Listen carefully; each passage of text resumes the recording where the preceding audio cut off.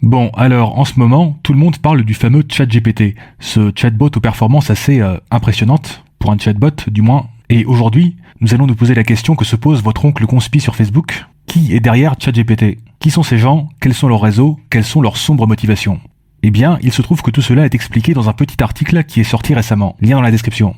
Un article dont l'auteur n'est autre que Sam Altman, le PDG d'OpenAI, donc l'organisation qui a créé ChatGPT, où il explique quel est son plan, avec un grand P.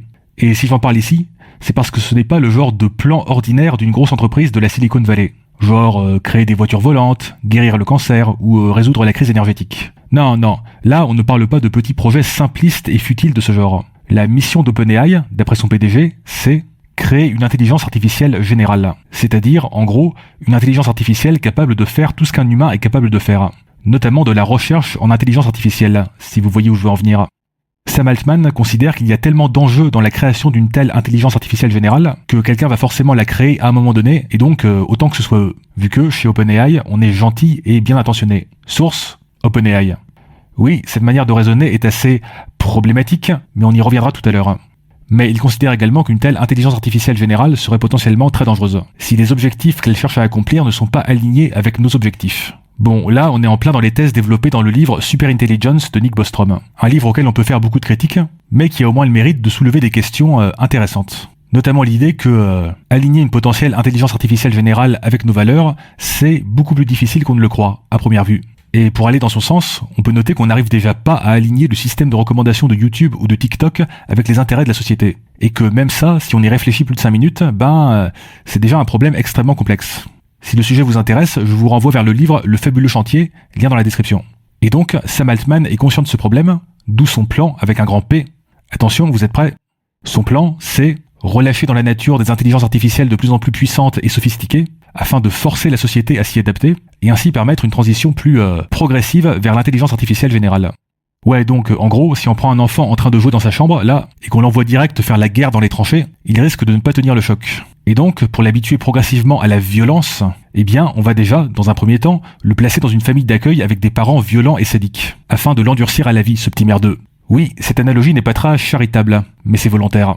Parce que si vous lisez l'article de Sam Altman en anglais, vous allez recevoir une telle dose d'optimisme mièvre que votre taux de glucose sanguin va tripler instantanément. Et mon but ici, c'est de contraster cet optimisme mièvre, plein de bonnes intentions et de jolies idées abstraites, avec la réalité brutale et cynique de ce que OpenAI est en train de faire, concrètement. Parce que si vous avez suivi jusque-là, eh bien, la publication de ChatGPT, c'est la toute première étape dans ce plan d'endurcissement de la société, afin de la préparer à la venue de l'intelligence artificielle générale.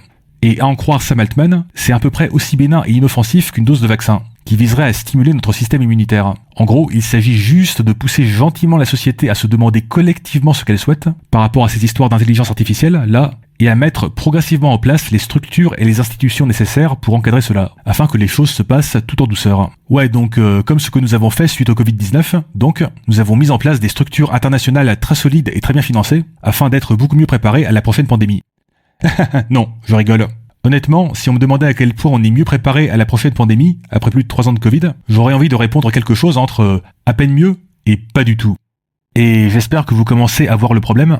Il ne suffit pas de se mettre à uriner sur une fourmilière pour que les fourmis se mettent spontanément à inventer une technologie qui transforme l'urine en or ou en énergie. Enfin, ça reste une possibilité, mais ce n'est absolument pas garanti. Parce que c'est quoi les effets concrets de la publication de ChatGPT ? Eh bien, par exemple, on vient par cela de faire un énorme cadeau aux cybercriminels du monde entier, en automatisant largement les arnaques en ligne et la création de faux profils ultra réalistes sur les réseaux sociaux. Je vous renvoie à la vidéo de Science for All sur le sujet, lien dans la description.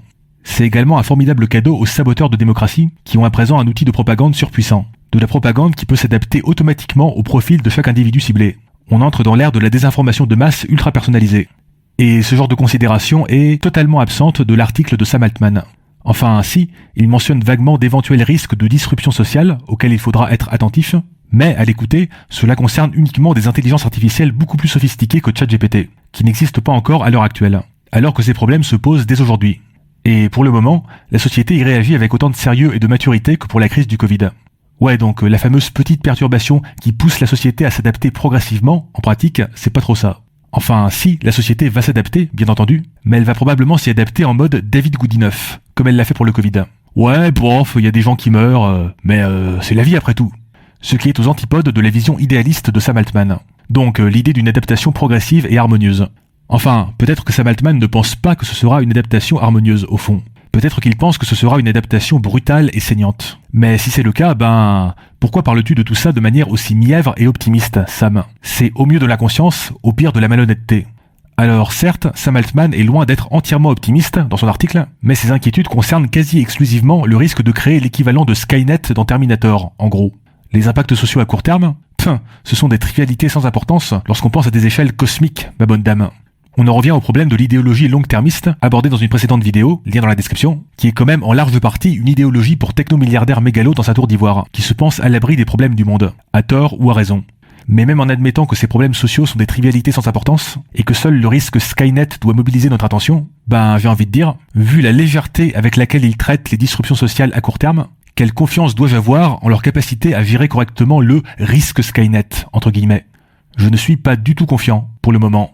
Oui, l'article de Sam Altman fait de nombreuses mentions des risques, mais je trouve cela très insuffisant et superficiel, et pas du tout à la hauteur des enjeux.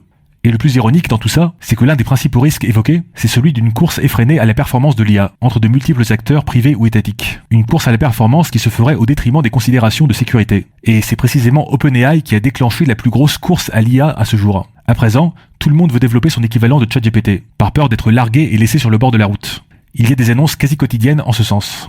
Même si OpenAI disparaissait demain matin, cette course à la performance est tellement bien lancée, à présent, qu'elle semble quasi impossible à arrêter.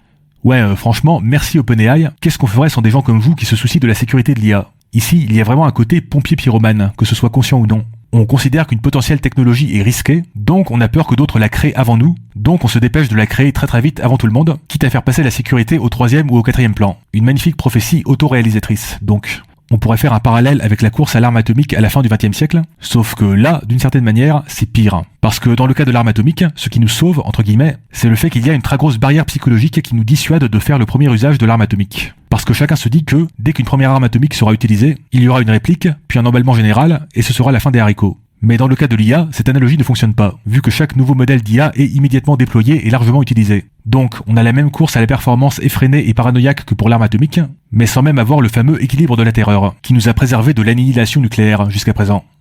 Et petite cerise sur le gâteau, je voudrais dire un mot sur la possible origine de tout cela. Récemment, il y a eu une interview d'un certain Eliezer Yudkowsky, un personnage assez particulier que je n'ai pas le temps de présenter en détail ici. Je dirais juste qu'il a des opinions absolument désastreuses sur plein de sujets, mais qu'il a également eu certaines idées très intéressantes. Et en particulier, la plupart des idées que développe Nick Bostrom dans son livre Superintelligence, elles viennent de Yudkowsky à la base. Mais de toute façon, ce que je voudrais évoquer ici, ce n'est pas une de ses idées, mais un de ses témoignages. Dans un récent podcast, sobrement intitulé « Nous allons tous mourir », lien dans la description, il explique l'origine de la stratégie d'OpenAI, dont on a parlé plus haut. Donc l'idée de lâcher dans la nature des IA de plus en plus puissantes, afin de forcer la société à se préparer à la venue de l'intelligence artificielle générale. Donc, en 2015, il y a eu une conférence sur les risques de l'intelligence artificielle, à laquelle a participé, devinez qui, Elon Musk. Bon, là, je suis à peu près sûr qu'il fait référence à la conférence de Porto Rico en 2015, organisée par le Future of Life Institute, avec une jolie photo de groupe sur laquelle on peut voir Elon Musk, Nick Bostrom, Eliezer Yudkowsky, plein de figures de la tech et plein de têtes d'affiche du mouvement altruisme efficace. Lien dans la description. Et donc, qu'est-ce qui est sorti de cette conférence? Eh bien, il en est sorti OpenAI, qui a notamment pu démarrer grâce à une très généreuse donation financière d'Elon Musk. Et pourquoi donc Elon Musk a-t-il co-créé OpenAI?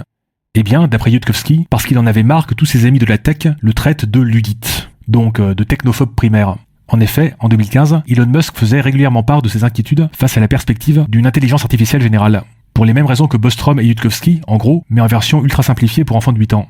Et donc, comme il en avait marre de se faire traiter de luddite par tous ses amis, il a opté pour une solution consistant à essayer d'avoir à la fois le beurre et l'argent du beurre. Donc accélérer le progrès en intelligence artificielle, en relâchant plein d'intelligence artificielle dans la nature, et en même temps pouvoir prétendre qu'on fait cela au nom de la sécurité. Donc pour habituer progressivement la société à des IA de plus en plus puissantes, tout ça. Alors là, ce n'est que le témoignage de Yudkowsky, certes, mais on peut se demander, est-ce que Elon Musk serait le genre de personne à prendre une décision aussi radicale et pleine de conséquences, uniquement parce que son petit ego a été égratigné? Sur la base de son comportement des derniers mois, je pense qu'on peut dire oui, clairement oui. Et ça nous donne malheureusement un indice sur le niveau de sérieux de la stratégie d'OpenAI. Est-ce que c'est réellement une stratégie longuement et mûrement réfléchie, ou bien est-ce que c'est avant tout un discours marketing, qui prétend avoir à la fois le beurre de la performance et l'argent du beurre de la sécurité? Un discours marketing dont la fonction initiale aurait été d'apaiser les petites contrariétés narcissiques d'un technomilliardaire surpuissant. Cette seconde explication me semble hélas dangereusement plausible. En passant, les 2 ou 3 fans d'Elon Musk au fond de la salle me feront remarquer qu'il a plus tard exprimé des regrets face à la direction que prenait OpenAI.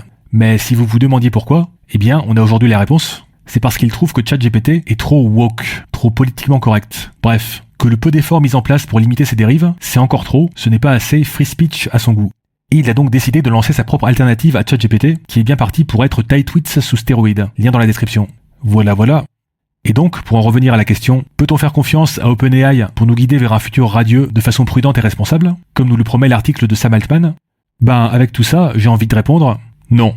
On ne peut pas leur faire confiance, malheureusement. Bon, et encore moins aux rivaux d'OpenAI, qui ne font même pas semblant de se soucier de sécurité, bien entendu. Mais il faut quand même garder à l'esprit que, s'ils existent aujourd'hui, c'est très largement à cause d'OpenAI. Alors, que peut-on faire? Eh bien, vous ne pouvez rien faire. Vous pouvez juste pleurer sous la douche en position fétale.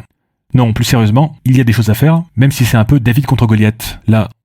Bon, déjà, clarifions une chose, à ce stade, la question n'est plus vraiment d'être pour ou contre ChatGPT et compagnie. Parce que, vu à quel point la course à la performance est lancée, à présent, et vu à quel point elle est frénétique, je ne vois pas trop comment on pourrait remettre le diablotin dans la boîte. Donc, si vous pensez que ces technologies vont avoir plein d'applications formidables, et que vous craignez que tout discours critique soit un obstacle à cela, eh bien, rassurez-vous, quoi qu'il arrive, de l'IA, on va en bouffer jusqu'à l'indigestion dans les années qui viennent, pour le meilleur et pour le pire. Même si la société adoptait un discours critique très au-delà de mes espérances, ce qui n'arrivera probablement pas, cela ne suffirait pas à stopper le taureau enragé de la course à la performance. Mais à défaut, on peut essayer de limiter la casse. Par exemple, à chaque fois qu'un chatbot à la ChatGPT se met à dire des trucs pas très gentils, voire dangereux, voire carrément flippants, voire lien dans la description, eh bien, je pense qu'il faut faire en sorte que cela fasse un bad buzz maximal, afin que les entreprises responsables de ces IA aient peur pour leur réputation, et soient forcées de prendre des mesures pour limiter leurs dérives.